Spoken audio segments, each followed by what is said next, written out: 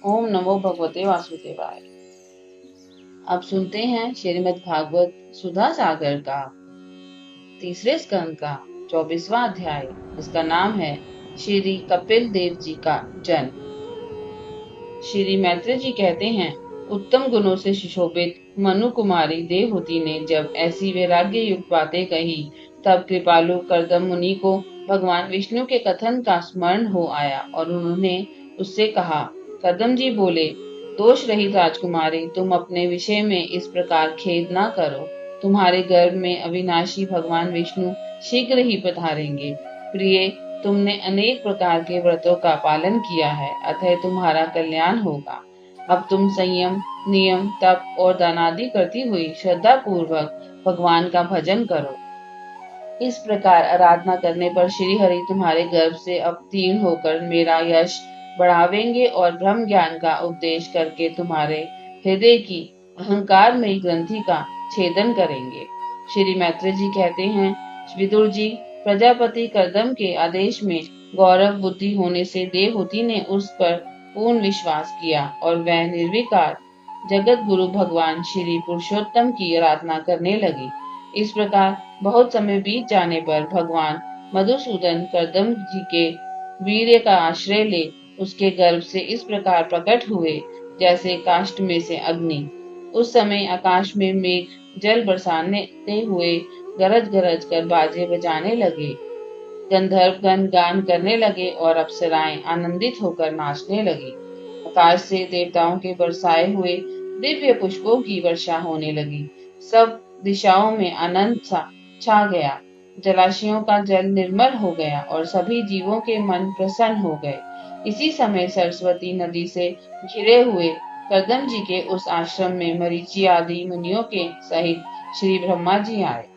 शत्रु दमन विदुर जी सर्वतः सिद्ध ज्ञान से संपन्न अजन्मा ब्रह्मा जी को यह मालूम हो गया था कि साक्षात परब्रह्म भगवान विष्णु सांख्य शास्त्र का उपदेश करने के लिए अपने विशुद्ध सत्वमय अंश से अवतीर्ण हुए हैं। अतः भगवान जिस कार्य को करना चाहते थे, उसका उन्होंने विशुद्ध सत्यचित से अनुमोदन एवं आदर किया और अपनी संपूर्ण इंद्रियों से प्रसन्नता प्रकट करते हुए कर्दम जी से इस प्रकार कहा। श्री ब्रह्मा जी ने कहा, प्रिय कर्दम, तुम दूसरों को मान देने वाले हो। तुमने मेरा सम्मान करते हुए जो मेरी आज्ञा का पालन किया है, इससे तुम्हारे द्वारा निष्कपट भाव से मेरी पूजा संपन्न हुई है। पुत्रों को अपने पिता की सबसे बड़ी सेवा यही करनी चाहिए कि जो आज्ञा, ऐसा कहकर आदर पूर्वक उनके आदेशों को स्वीकार करें। बेटा, तुम सभ्य हो, तुम्हारी ये सुंदरी कन्याएं अपने वंशों द्वारा इस सृष्टि को अनेक प्रकार से बढ़ावेंगी। अब तुम इस मरीचि आदि मुनिवरों को इनके स्वभाव और रुचि के अनुसार अपनी कन्याएं समर्पित करो और संसार में अपना सुयश फैलाओ। मुने, मैं जानता हूँ, जो संपूर्ण प्राणियों की निधि है, उनके अभिष्ट मनोरथ पूर्ण करने वाले हैं। वह आदि पुरुष श्री नारायण ही अपनी योग माया से कपिल रूप में अवतीर्ण हुए हैं। फिर देवहूति से बोले, राजकुमारी, सुनहरे बाल कमल जैसे विशाल नेत्र और कमलंगाकित चरण कमलों वाले शिशु के रूप में केट भासुर को मारने वाले साक्षात श्री हरि ने ही ज्ञान विज्ञान द्वारा कर्मों की वासनाओं का मूलोच्छेदन करने के लिए तेरे गर्भ में प्रवेश किया है। ये अविद्या जनित मोह की ग्रंथियों को काटकर पृथ्वी में स्वच्छंद विचरेंगे। ये सिद्ध गणों के स्वामी और साख्याचार्यों के भी माननीय होंगे। लोक में तेरी कीर्ति का विस्तार करेंगे और कपिल नाम से विख्यात होंगे। श्री मैत्री जी कहते हैं, विदुर जी, जगत की सृष्टि करने वाले ब्रह्मा जी उन दोनों को इस प्रकार आश्वासन देकर नारद और सनकादिकों के साथ ले हंस पर चढ़कर ब्रह्मलोक को चले गए। ब्रह्मा जी के चले जाने पर कर्दम जी ने उनके आज्ञानुसार मरीचि आदि प्रजापतियों के साथ अपनी कन्याओं का विधि पूर्वक विवाह कर दिया। उन्होंने अपनी कला नाम की कन्या मरीचि को, अनसुया अन्नी को, श्रद्धा अहिंकार को और हरिभू पुत्सल्य को समर्पित की। पुलह को उनके अनुरूप गति नाम की कन्या दी। कृतु के साथ परम साध्वी क्रिया का विवाह किया। भृगु जी को ख्याति और वशिष्ठ जी को अरुंधति समर्पित की। अथर्वा ऋषि को शांति नाम की कन्या दी, जिससे यज्ञ कर्म का विस्तार किया जाता है। कर्दम जी ने उन विवाहित ऋषियों का उनकी पत्नियों के सहित खूब सत्कार किया। विदुर जी इस प्रकार विवाह हो जाने पर वह सब ऋषि कर्दम जी की आज्ञा ले अति आनंद पूर्वक अपने अपने आश्रमों को चले गए। कर्दम जी ने देखा कि उनके यहाँ साक्षात देवादिदेव श्री हरि ने ही अवतार लिया है, तो वह एकांत में उनके पास गए और उन्हें प्रणाम करके इस प्रकार कहने लगे, अहो, अपने पाप कर्मों के कारण इस दुखमय संसार में नाना प्रकार से पीड़ित होते हुए पुरुषों पर देवगण तो बहुत काल बीतने पर प्रसन्न होते हैं, किंतु जिनके स्वरूप को योगी जन अनेकों जन्मों के साधन से सिद्ध हुई सुदृढ़ समाधि के द्वारा एकांत में देखने का प्रयत्न करते हैं, अपने भक्तों की रक्षा करने वाले वह ही श्री हरि हम विषय लोलुपों के द्वारा होने वाली अपनी अवज्ञा का कुछ भी विचार न कर आज हमारे घर अवतीर्ण हुए हैं। आप वास्तव में अपने भक्तों का मान बढ़ाने वाले हैं। आपने अपने वचनों को सत्य करने और सांख्य योग का उपदेश करने के लिए ही मेरे यहाँ अवतार लिया है। भगवान, आप प्राकृत रूप से रहित हैं। आपके जो चतुर्भुज आदि अलौकिक रूप हैं, वह ही आपके योग्य हैं, तथा जो मनुष्य सदृश रूप आपके भक्तों के प्रिय लगते हैं, वह भी आपको रुचिकर प्रतीत होते हैं।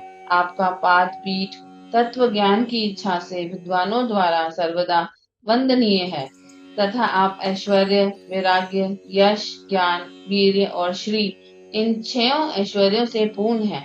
मैं आपकी शरण में हूँ। भगवान, आप पर ब्रह्म हैं। सारी शक्तियाँ आपके अधीन हैं। प्रकृति, पुरुष, महतत्व, काल, त्रिविध, अहंकार, समस्त लोक एवं लोकपालों के रूप में आप ही प्रकट हैं, तथा आप सर्वज्ञ परमात्मा ही इस सारे प्रपंचों को चेतन शक्ति के द्वारा अपने में लीन कर लेते हैं।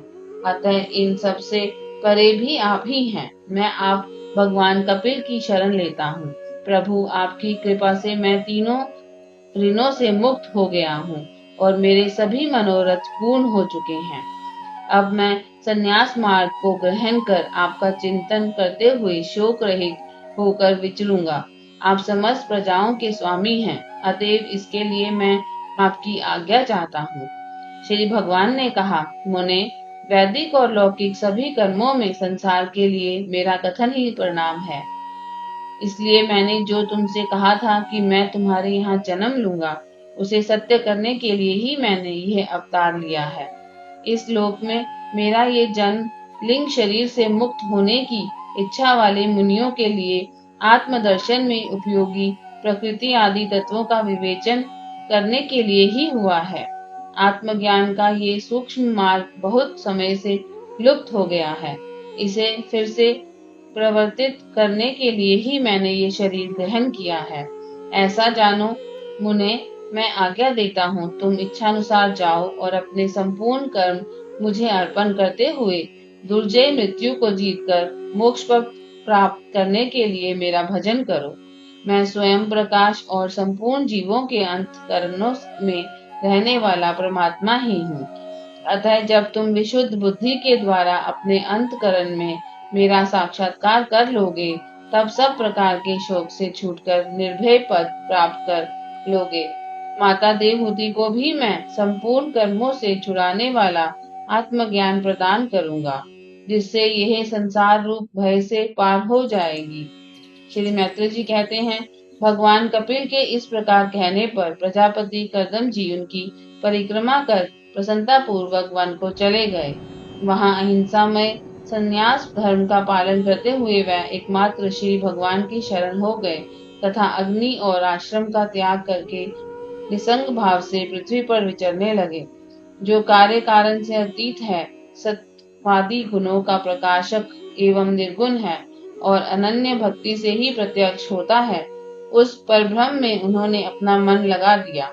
वह अहंकार, ममता और सुख दुखादि द्वंद्वों से छूटकर समदर्शी हो सब में अपने आत्मा को ही देखने लगे। उनकी बुद्धि अंतर्मुख एवं शांत हो गई। उस समय धीर कदम जी शांत लहरों वाले समुद्र के समान जान पड़ने लगे।